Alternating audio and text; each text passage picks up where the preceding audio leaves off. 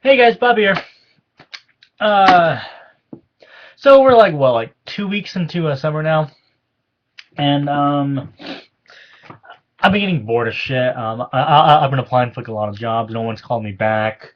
I haven't really done have much to around the house. So I've been watching a lot of movies, and for some reason I've gone into like a big, you know, like a big horror kick, So, I've been watching some of the classics, obviously, Dracula, we've got Son of Dracula, Bride of Frankenstein, The Mummy's Hand, The Curse of the Mummy, And then right now I'm like in a big like 80s, 70s kick where like I want to watch like a lot of zombie movies, but I thought, I can't rent some of them, some because Amazon isn't to have them. I don't want to get them on iTunes because I can't watch them on my TV. I don't want to sit here on my computer and watch them. So yeah. So right now I've just decided, you know what? I want to revisit the Friday the 13th series. The Friday the 13th series is my all-time favorite film franchise.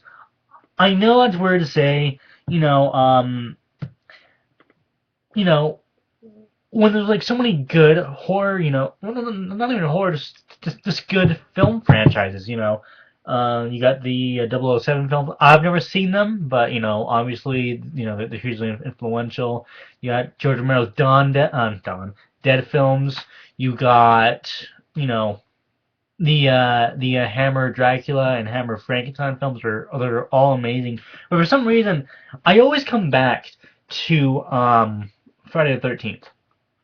So I've decided I'm gonna watch every single film, and well, I've already watched the first one. I'm gonna rewatch every single film, and I'm gonna present to you my post-viewing thoughts. Simply because I apologize for not playing Amnesia lately. I've only put up 4 parts. I'm not very far. That's just because I've been watching movies, and because I've been playing Star Wars Knights of the Old Republic 2. But anyways, I own every single film except for the remake. The remake is coming in the mail right now. I decided to purchase it on Blu-ray. So right now I have all of these. I got the Friday the 13th from Crystal Lake to Manhattan DVD box set that has the 8 Paramount films. Then I have the New Line Jason films, which has Jason Go to Hell, Jason X, and Freddy vs. Jason. And then I have 2 of the Paramount Blu-rays. Friday the 13th Uncut, which is like 10 seconds of new footage, and Friday the 13th Part 2, my personal favorite, tied with Part 6. I watched Part 1 just this now on Blu-ray, and I have to say this is a very, very well put together Blu-ray.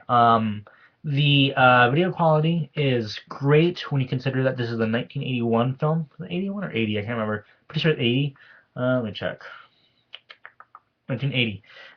This is a very good 1980 film, and you know it's just good. Uh, and sadly, the first one isn't one of my favorites. It's not my top 5. Um, I know its influence. I know how good it is. It's just one of those films that, while I do acknowledge how good it is, I don't rewatch it a lot of times for some reason. I own it on Blu-ray simply because it was $5 on BestBuy.com during their holiday season deals. Fucking Coke, man. Um, and I got it. I'm glad I own this on Blu-ray. I have to get Part 3 on Blu-ray. So yeah, the film is very basic. You have a group of teenagers who go out to the woods to prepare to reopen Camp Crystal Lake, which was a children's camp, but now is closed due to um, the murder of two young teenagers some years ago, and then the poisoning of the drinking water. And now, they're trying to open it again. So this time, almost all the teenagers are killed off. And the big reveal in this one is that it's actually Mrs. Voorhees, the mother of the young boy who drowned. That set off this whole chain of events. And that reveal is in my opinion one of the best reveals in horror history. You know, right up there with the big reveal in Sleepaway Camp, where we find out that Angela is actually the the brother who you thought died in the beginning. Spoiler alert for that one. Um, and then yeah, one of the this whole film is very well put together. The story, you know, while it is a ripoff of Halloween, let's be honest, it is a major ripoff of Halloween. Um, it's really, you know, very influential in its own right. Um, you know, Friday the 13th really, you know, alongside Halloween really set off the whole let's get every fucking holiday possible and make a horror film out of it. You know, we got Mother's Day, we got Thanksgiving, we got New Year's Evil, we got April Fool's Day, all because of Friday the 13th and Halloween. But Friday the 13th really was that big, you know, that that big propeller that you could create a slasher film, you know, and be as successful as Halloween. And you know, you have Tom Savini's good, very legendary special effects. You got, you know, some good kills. You got the arrows to the neck, Kevin Bacon kill. You have the Mrs. Voorhees decapitation. You know, stuff like that. And then the finale is always you know, is one of my favorite parts in cinema, just because of how it's put together. It's been spoiled, sadly. It's like it's like the final scene of this movie and the shower scene in in Psycho have been spoiled time and time again. But in this one, you know, you have Alice, the final girl. You know, she's out in the canoe, and she's just out floating, you know, floating out in Crystal Lake. And you have like this very, you know, sweeping piano music. You get the cops, you know, they're there, and everything, and you know, the audience has that feeling of, you know, it's all over, you know, no more murders. And then out of nowhere, out of God and nowhere, young Jason Voorhees just pops out of the water, grabs Alice, and then pulls her down to the water. Couldn't find out that's a dream sequence, sadly, but still, um, I just love that. I really wish I could have been an audience member in 1980 to see that for the very first time. Sadly, by the time I watched this film, I had already had that moment spoiled for me. Um, and that's the thing about this one. While it is very well, you know, very well put together, it just doesn't have a very high rewatchability for me. I don't like very many of the kids. You don't get to know Mrs. Voorhees at all until the very end, and yeah, that's the thing. I think part two far surpasses it. Um, Even though part two really is just copy and paste of the original film, it's just I like the kids a lot better in part two. You know what? I watched part two just tonight. I'm gonna talk about part two. So part two is the 1981 sequel, and I just like it. I this is when you find this is when we're introduced to Jason Voorhees for the very first time. Albeit he's only wearing a sack in this movie. He's not wearing the famous hockey mask. You know, that's that's you know, the damn hockey mask. He didn't get that until part three, but this is the first time we see him. We have some very good characters in there. I see very good. Speaking in terms of slasher film characters, let's be honest, a lot of slasher films aren't that great when it comes to character development. But I love the final girl in this, played by Amy Steele. I think she's wonderful. I love her boyfriend. I love some of the kids that come down. You know, I love the wheelchair guy. I don't know why. I always feel like I could be best friends with that guy. Um, I even like the chick that tried to sleep with him. You know, hmm. There's good characters, good kills in this one. So you know, before I get into a lot of my talk plot. So this takes place 5 years after the original Friday the 13th, and they're trying to open a new camp, but it's not Camp Crystal Lake. It's an entirely new camp, but it's still on Crystal Lake. So you have much of the camp counselors going up there again to get some training again. Um, and then you have the you have POV shots. You have a lot of suspense in the first act of the film, and then the second act, the killer goes out and kills them. But this time we find out it's Jason. So while it is basically the first film, the kills, the characters, the music even for some reason the while it's basically the same score in part two than it was in part one, I still like I still like the score in part two better. It might just be my bias here. It's probably my bias here. But yeah, good movie, very good movie. Look at Blu-ray. I was very surprised by this Blu-ray. Well, not as striking as the first one, simply because this is a 1980 film. Part two still looks very, very good on Blu-ray. Both these have great sound. Sadly, the special features are kind of lacking. I'll go through part one. We got the Friday the 13th Reunion HD. We got Lost Tales from Camp Blood Part 1. You got the Friday the 13th Chronicles. You got Secrets Galore, Behind the Gore, and you got an HD trailer. Then on part two, we have Inside Crystal Lake Memories HD. I think that's a featurette on the book called Crystal Lake Memories that was put out like in 2006. You got Friday's Legacy, Horror Conventions. You got Lost Tales from Camp Blood Part 2.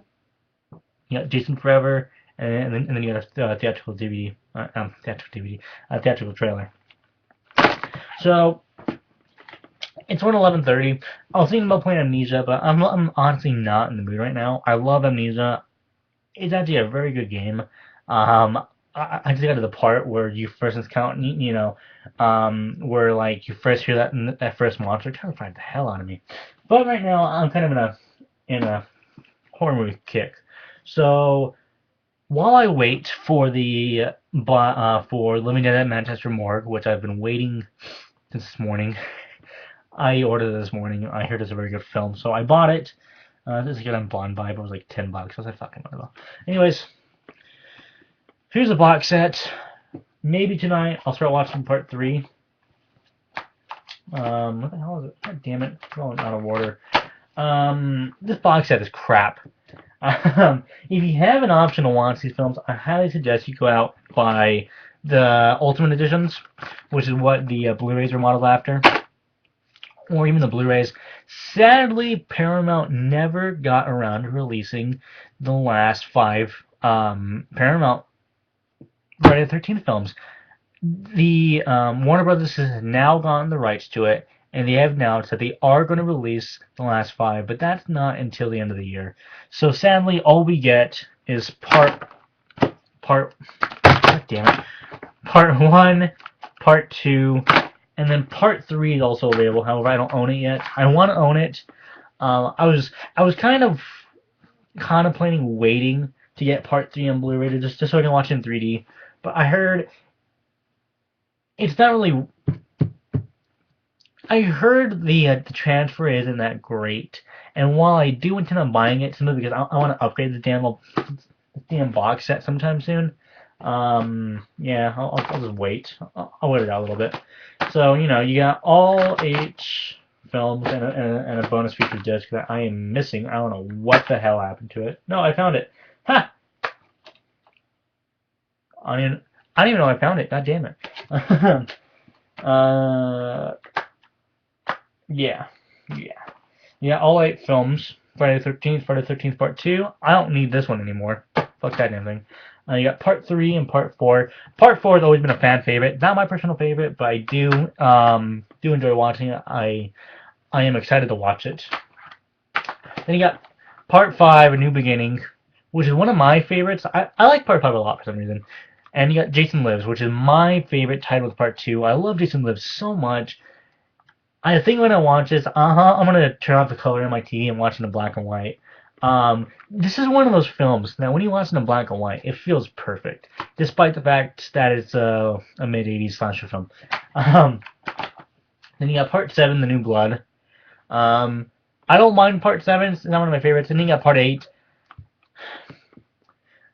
Part 8 pisses me off so much because there's just so much potential with having Jason in Manhattan, but we only see Jason in Manhattan and the final act, which is very, very disappointing.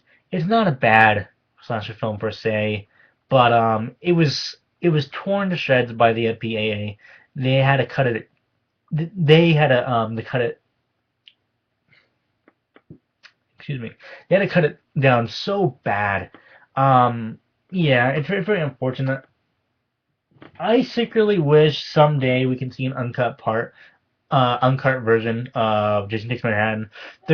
We finally got the uncut part 7 on DVD. I don't own it, where we get the extended sleeping bag kill scene. In part 7, just grabs the sleeping bag woman, smacks her against the tree. That's all we got.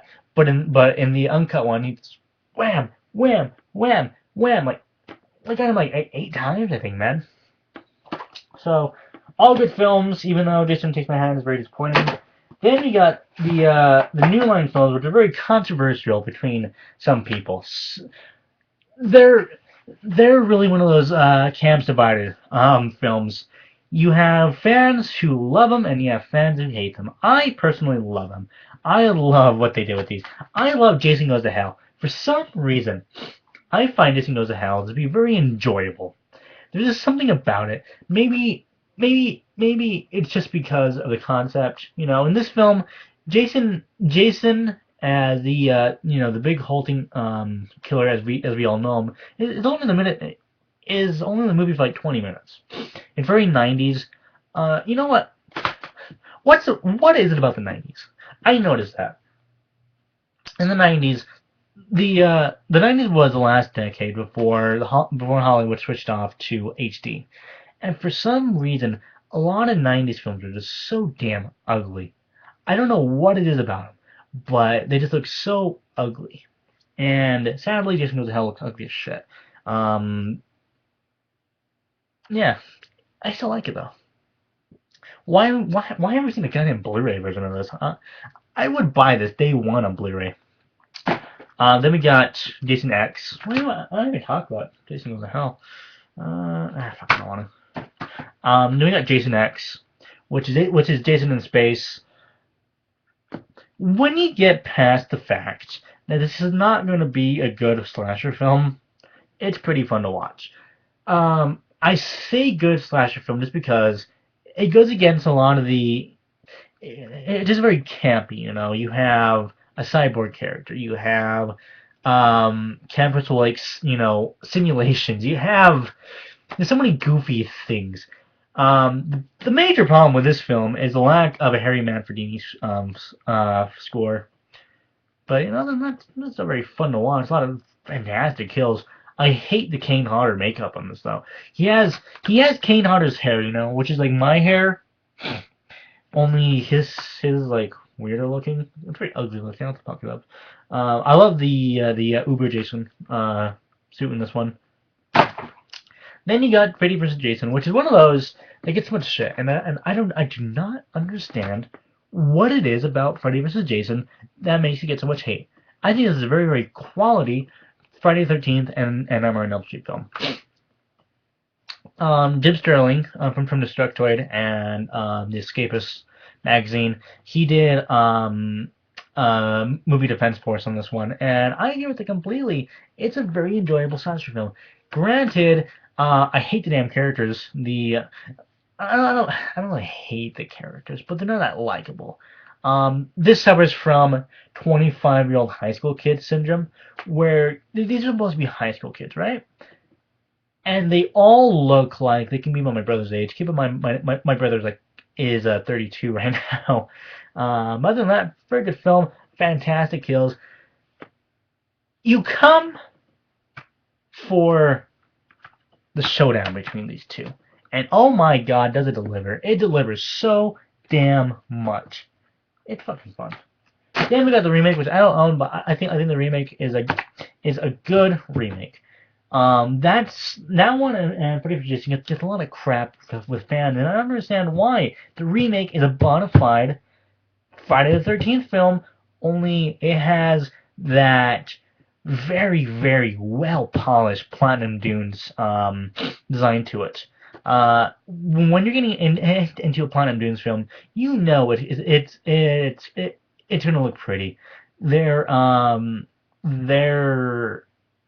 Texas Chainsaw film, it's a very good slasher film. Only problem, it looks too damn nice. However, the Friday the 13th reboot does not suffer from that, from that problem.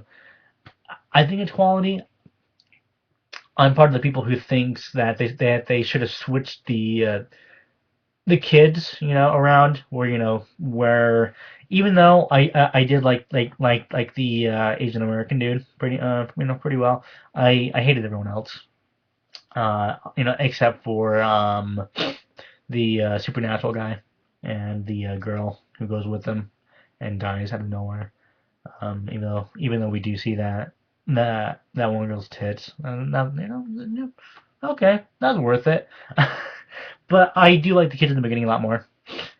Good slasher film, goddammit. Good Friday the 13th film. This video is gone on for like 21 minutes. I was only supposed to talk about part 1 and then maybe part 2, and I didn't title the whole series. I will continue the series, so stay tuned for that, guys. Thanks for watching. See you there.